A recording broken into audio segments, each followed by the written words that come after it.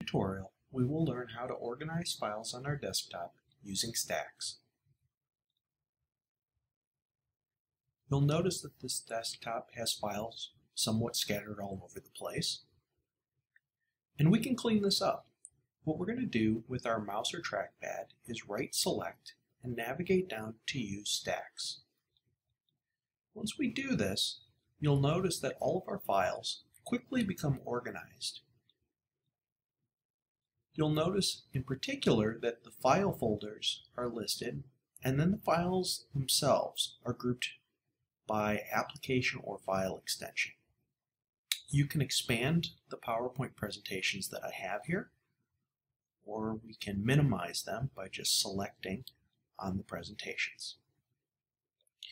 If we want to get rid of stacks, we can just perform the reverse process by selecting Use Stacks, and it will ungroup and basically clutter up our desktop again.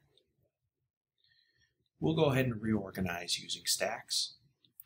Another possibility with stacks is that we have the ability to group and organize stacks within stacks. For instance, we can organize by the date last opened, or the date added, possibly modified, created, or even possible tags.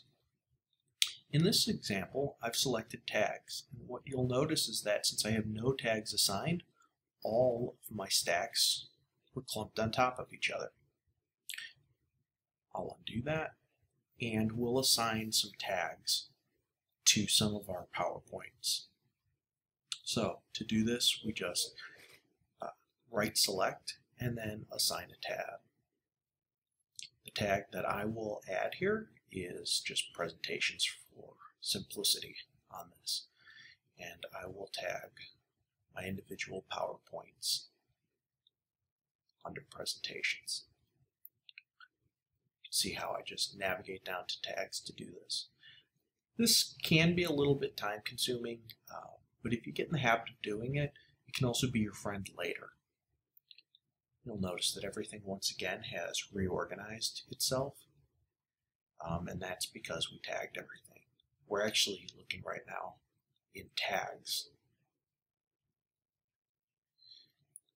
And again, if we were to undo that, we would just deselect Use Stacks. But we'll go ahead and leave that alone for this demonstration because I like an organized desktop.